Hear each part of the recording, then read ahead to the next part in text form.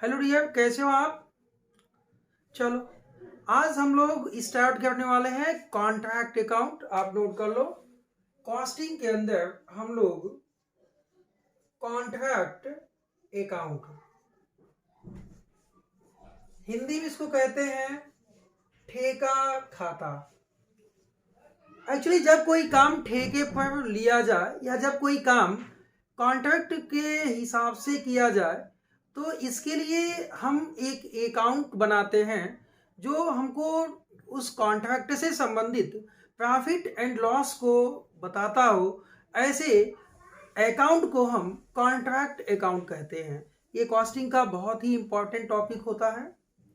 और basically contract, job and batch costing, इन तीनों में डिफरेंसेस होते हैं।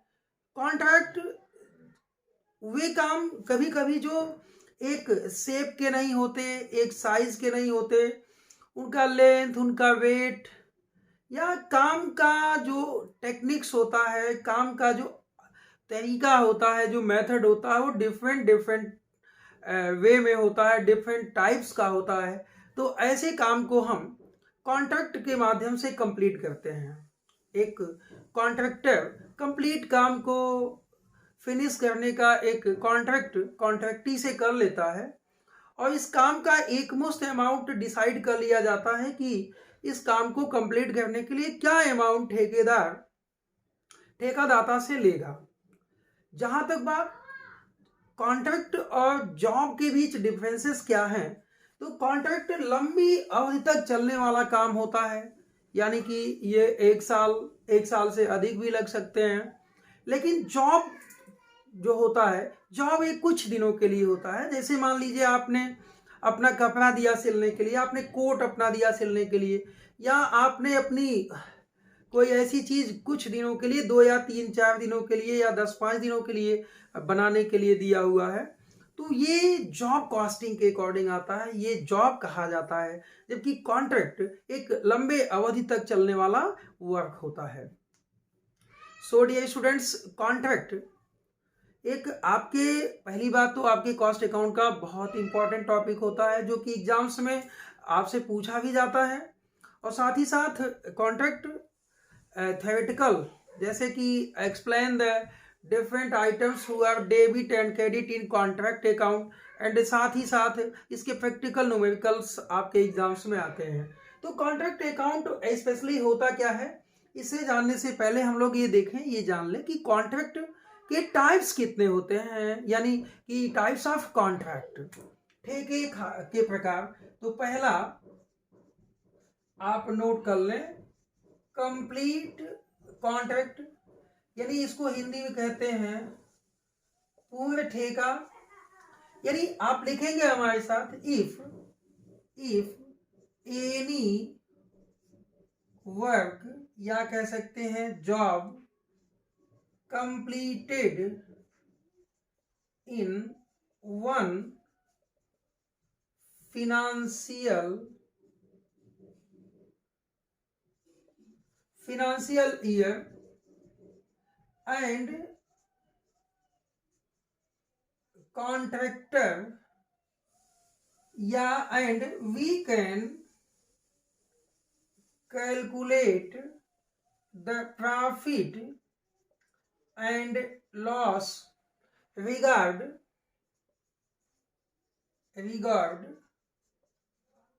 contract. That contract is called complete contract.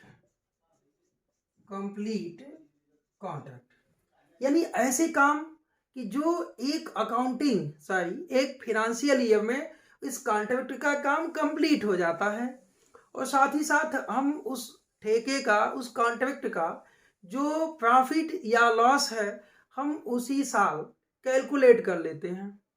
तो ऐसे कॉन्ट्रैक्ट को हम कंप्लीट कॉन्ट्रैक्ट कहते हैं। और आगे की क्लासेस में मैं आपको बताऊंगा कि कंप्लीट कॉन्ट्रैक्ट या कॉन्ट्रैक्ट के अकॉर्डिंग हम क्या क्या चीज़ों को अपने कॉन्ट्रैक्ट अकाउंट में दिखाएंगे। सो डियर स्टूडेंट्स, कॉन्ट्रैक्ट एक लंबे अवधि तक चलने वाला जॉब होता है। तो जाहिर सी बात है कि इसके लिए एक अकाउंटिंग ओपन किया जाता है। ये अकाउंटिंग बिल्कुल फाइनेंशियल अकाउंटिंग के जो रूल्स हैं, रेगुलेशंस हैं, उसके अकॉर्डिंग इस कॉन्ट्रैक्ट अकाउंटिंग की या कॉन्ट्रैक्ट कास्ट की जो प्रॉफिट एंड लॉस होते हैं या जो एक्सपेंसेस होते हैं कॉन्ट्रैक्ट के संबंधित, उनको हम जितने भी कॉन्ट्रैक्ट से संबंधित खर्चे होंगे यानी एक्सपेंसेस होते हैं उसे कॉन्ट्रैक्ट अकाउंट के डेबिट साइड में लिखते हैं। साथ ही जो कॉन्ट्रैक्ट अकाउंट के कोई इनकम बेसिकली कॉन्ट्रैक्ट्स के बहुत लिमिटेड होते हैं। जैसे कि कॉन्ट्रैक्टी ने जो पैसा डिसाइड किया हुआ है कॉन्ट्रैक्ट के लिए, जो अमाउंट डिसाइड किया हुआ है कॉन्ट्रैक्ट्स के लिए, वही कॉन्ट्रैक्ट का इनकम होता है। और साथ में यदि कुछ मटेरियल्स कॉन्ट्रैक्टर ने अपने ठेके को ट्रांसफर किया हुआ था उसमें से कुछ मटेरियल्स बेच देता है, या जो अपने कॉन्ट्रैक्ट पर जो प्लांट या लूज टूल्स या कुछ ऐसे संसाधन, कुछ ऐसे जो एसेट है उसने ठेके यानी कॉन्ट्रैक्ट को ट्रांसफर किया था काम के लिए और वो बच गए, उसको उसने बेच दिया, तो यदि उसने अपने कॉन्ट्रैक्ट अकाउंट के डेबिट साइड में इन खर्चों में उसको शामिल किया है तो उसके बेचने की जो इनकम मिली है बेच के, उसको कॉन्ट्रैक्ट अकाउंट के क्रेडिट साइड में एज ए इनकम दिखाते हैं। बाकी कोई इसमें नई बात नहीं है। अकाउंटिंग यानी फाइनेंशियल अकाउंटिंग के कंप्लीट जो टर्म्स होते हैं, कंप्लीट रूल्स हैं, वो यहाँ फॉलो किए जाएंगे। जैसे कि आपने कोई एक्सपेंसेस हुआ तो कॉन्ट्रैक्ट अकाउंट के डेबिट में लिखोगे, लेकिन हाँ ये एक्सपेंसेस आपके कॉन्ट्रैक्ट से संबंधित होने चाहिए। यदि एक्सपेंसेस आपके कॉन्ट्रैक्ट से संबंधित नहीं है तो फिर आप उस कॉन्ट्रैक्ट में कैसे लिखोगे, क्यों लिखोगे? क्योंकि हम जो प्रॉफिट एंड लॉस निकालने वाले हैं वो कंप्लीटली इस कॉन्ट्रैक्ट से संबंधित जो होंगे उन्हीं को निकालने वाले हैं। तो ये कॉन्ट्रैक्ट अकाउंट इस तरह से फॉर्मेट किया जाता है। हम आपको जस्ट अपकमिंग क्लासेस में इसको अकाउंट के जो फॉर्मेट हैं, कॉन्ट्रैक्ट अकाउंट बनाते कैसे, इसको दिखाएंगे। साथ ही डियर स्टूडेंट्स, एक कंप्लीट कॉन्ट्रैक्ट आपको मैंने बताया कि ऐसा कॉन्ट्रैक्ट यानी कि ऐसा कॉन्ट्रैक्ट कि जो एक फिनेंशियल ईयर में समाप्त हो जाता है जिसका काम, और उसका exact profit and loss calculate कर लेते हैं हम, ऐसे कॉन्ट्रैक्ट को हम कंप्लीट कॉन्ट्रैक्ट कहते हैं। सेकंड कॉन्ट्रैक्ट क्या होते हैं, चलिए नोट कीजिए। Second contract incomplete contract. Second contract जो होते हैं वो इनकम्प्लीट कॉन्ट्रैक्ट होते हैं। और इनकम्प्लीट कॉन्ट्रैक्ट होते क्या हैं, चलो सबसे पहले चीज आप इसी को नोट कर लो कि इनकम्प्लीट कॉन्ट्रैक्ट क्या होते हैं।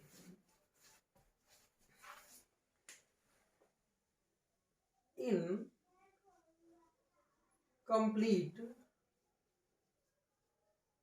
कॉन्ट्रैक्ट, जैसा कि इसके नाम से पता चल रहा है कि अपूर्ण ठेका है, इसका मतलब ये थोड़ी है कि ठेका कभी कंप्लीट नहीं होगा, होगा।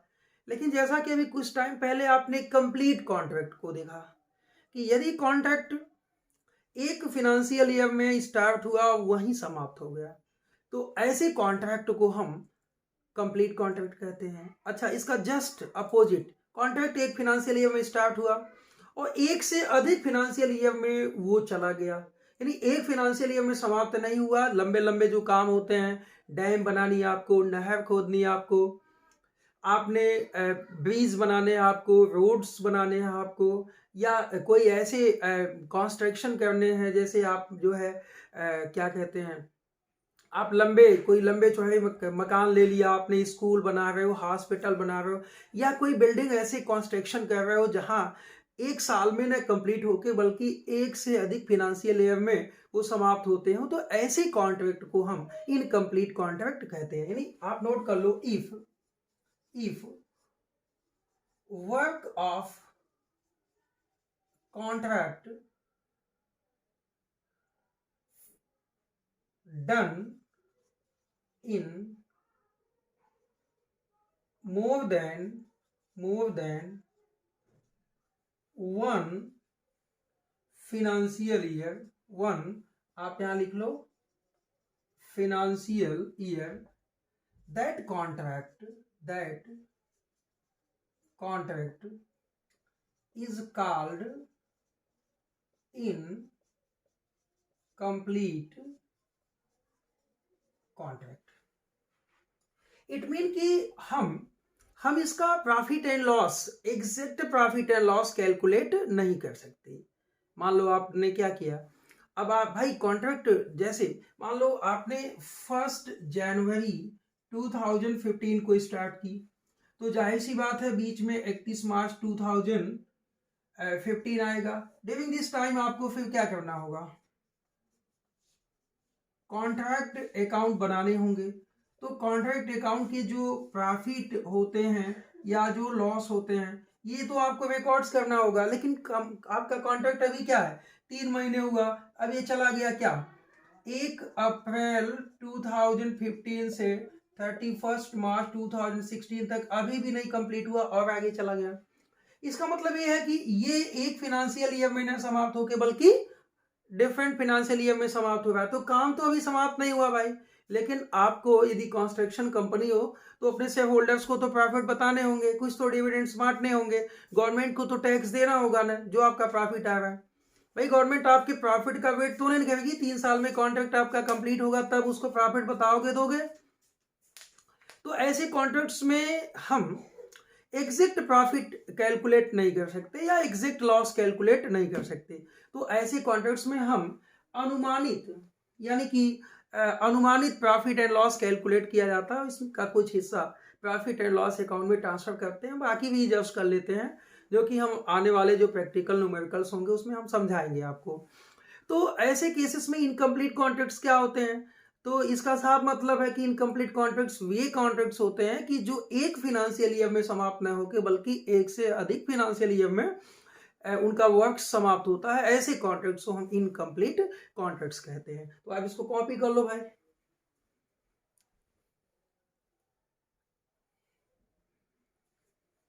चलो कर लिया, चलो ठीक है।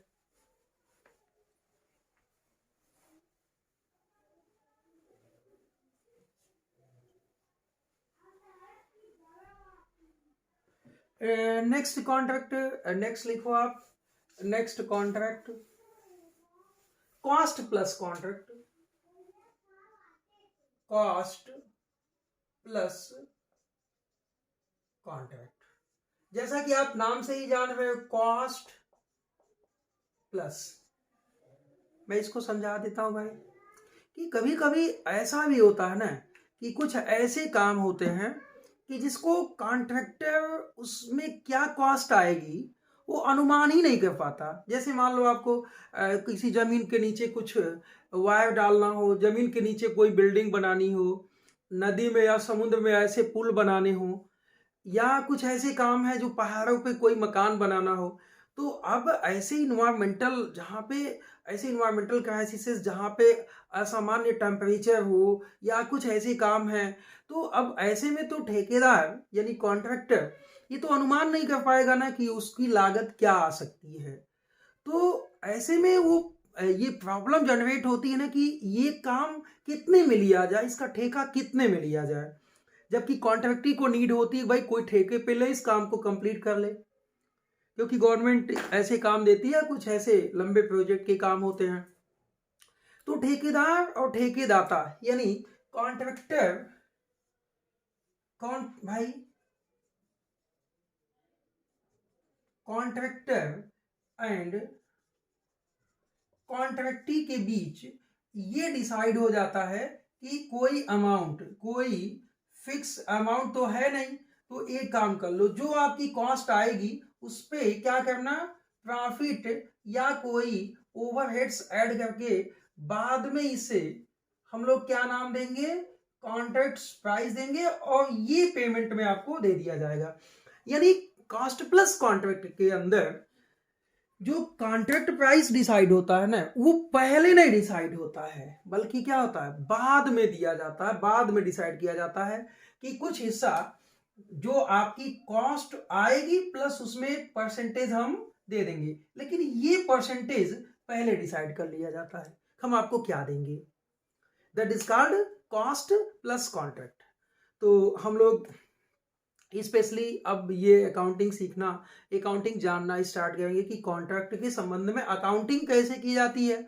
स्पेशली जो आपको अपकमिंग वीडियो लेक्चर्स हम देंगे उसमें आपको हम बताएंगे कि कॉन्ट्रैक्ट के लिए अकाउंटिंग कैसे करनी है। तो नाउ डे स्टूडेंट्स, हम तो आप से अब विदा चाहेंगे और मिलते हैं हम आपसे अगले नेक्स्ट क्लास में कि कॉन्ट्रैक्ट अकाउंट्स कैसे बनाएंगे और कॉन्ट्रैक्ट को बनाने के बाद उसका प्रॉफिट एंड लॉस किस तरह से निकालते हैं। ओके, सो तो आज के लिए बहुत बहुत धन्यवाद आपको।